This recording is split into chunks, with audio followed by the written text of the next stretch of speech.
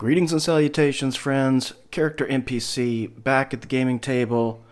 Today with the fourth and final after action report for GRD Europa, A Winter War. And friends, if you haven't been watching any of my previous videos, I am getting together with a friend of mine at the table, two-player, playing through the battles of World War II in Europe, using the Europa series of games, playing them in historical order. The last after action report covered the month of February, so the February 1 and February 2 turn, and by the end of the February 2 turn, the bulk of the Finnish forces had already been surrounded north of Leningrad, and supply had been cut off between the Swedish border and the factory Tampere, which means that along with the frozen seas, there was no supply. We were in a critical supply situation. Today's after-action report will cover March 1, March 2, and then the first half of this final turn, April 1940.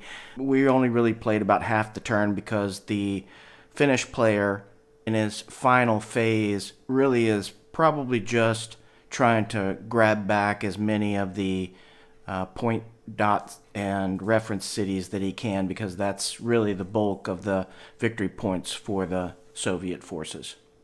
In the previous few turns, we had snow both in the Arctic Zone A weather zone, but also in Zone B, and that's why the seas, of course, were frozen and causing some real problems with supply for the Finnish players, but also for the naval forces of the Soviet player. In these last two turns, of course, it was snow. He failed the roll. My opponent was the one who was rolling for weather. He failed the roll for the March 2, but it would have been mud. I would have actually liked it better because the March 2 turn was really for him more of a shaping set of actions for the final advance onto Helsinki or whatever he could take, and that shaping operation would have been held up even more with the mud. But so be it. It was frozen, and so we continued to have supply problems. I'll talk about that. And then April 1, that final half turn, there was mud. So fortunately, right there at the end, we were able to gain some advantages from the weather, and the water thawed, the ice thawed out, and became barriers again, and was definitely an advantage in the final attacks for the Finnish forces. And looking at the reinforcements coming on for the Soviet forces, you can see how there in March 1, he's still getting several. See, 1, 2, 3, 4, 5 divisions, 2 more corps counters. He gets a couple more corps counters in March 2 and April, and more divisions coming on from the release of the strategic reserves. Also, a lot of motorized units. As you can see, several of these are motorized, which of course was a real advantage for him right at the end. Some units I've never seen before. These are winterized light infantry mountain units. So really interesting to see some of these units coming out that I hadn't seen in any of the other games. But again, he's bringing in significant forces.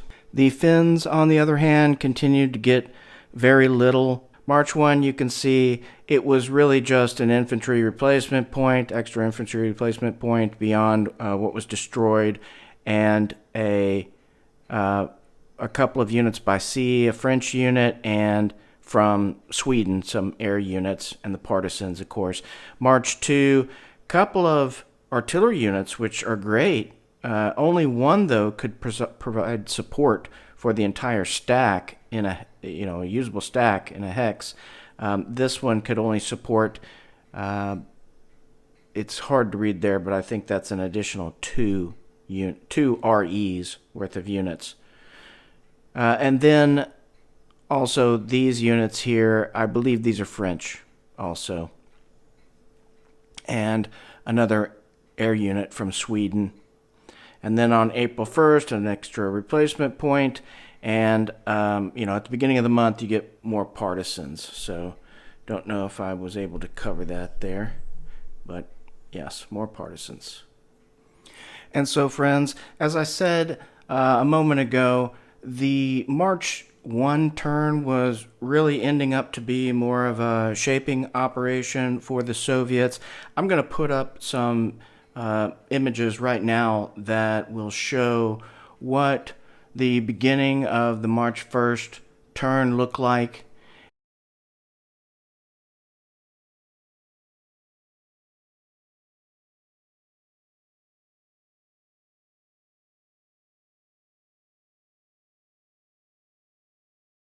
So what mainly ended up happening was continuing on with taking as much of the rail system and moving on down this road and rail here to capture as much as he can and prevent me from the Finns from getting back into supply. That was a really critical part of the March 1 turn. We were already in U2, so we had been out of general supply for 2 turns, and with this set of units here, these 2 stacks, not being able to get out and being surrounded, they're going to be in dire straits, of course. And because the sea was frozen, there ended up being a final set of naval battles because I needed to get my icebreakers out here to allow supply in from the sea. So on March 1, there ended up being a battle here before my forces could get out of Turku, this major port here, and he had his battleships and a couple of icebreakers to help him get out here. You can see that they're not here now. They were coming back into play on the March 2 turn before the sea thawed out. And in that battle, he destroyed 2 of my icebreaker / transports, and that was critical because that turn I was not able to complete the breaking the ice operation and get supply for the following turn, but also it put me down enough icebreakers so that I couldn't deal with both Helsinki's port and Turku. So we remained out of supply, and the next turn I moved some submarine forces out here. The main shaping operation for the March 1 turn was getting what motorized forces he could up a little bit further. I had forces, as you saw in the image, that were preventing some movement from, kind of this point on. But with still being snow and the water all frozen, you could see that these rivers and things just weren't impactful. They just didn't have any effect, and the only spaces that were defendable really ended up being some of these forest-like areas. So I was able to defend off 1 turn. I still lost a substantial amount of forces, which ended up being in the replacement pool, allowing me to bring back another division the next turn. But they were forces really that I just couldn't afford to lose. So he's, at that point was continuing to march forward. Here up north, before I continue on, I just want to go ahead and say that there really wasn't a lot going on through the rest of the game up here in this little town, Petsamo, this small port here. And on the way here, he just kept trading these 2 forces here so that they would be out of supply for a turn, and then he'd come back, get into supply, and then trade out this. So he was constantly pressuring the border with Sweden, which would have been a good supply source. These all remained in supply because of this border here, but I just couldn't release the forces other than I split these 2 up. I was using 2. I took 1 over here so that I could take back this city, and for 1 turn I did by the March 2 turn.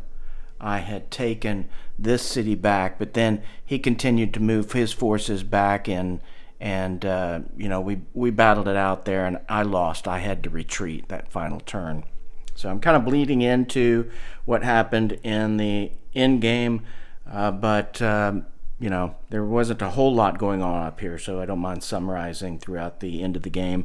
I was not able to do much more than to break this rail line with the partisans that had made it to this rail supply in the Soviet Union.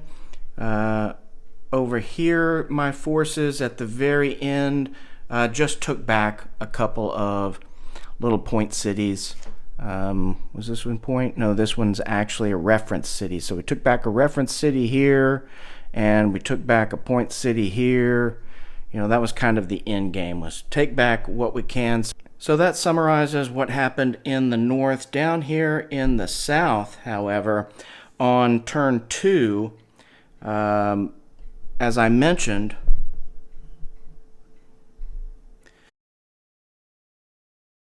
after this shaping operation, which ended up moving troops again forward, and I'm bringing mine back, and then as replacements are coming on, they're coming into this small little port right here, running those reinforcements up and continuing to hold the line here.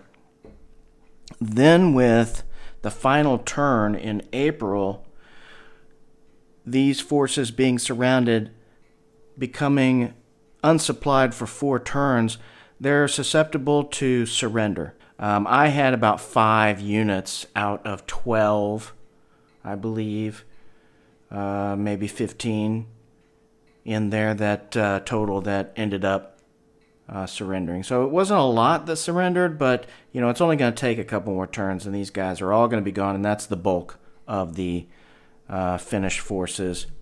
Here we were able to put in enough anti-aircraft, enough a little bit of air support here that we could do some operations in the final April 1 turn. You can see here these 2 core flags are here because these are major stacks. These are 3 divisions, full, more than he can have as a Soviet player in the winter time.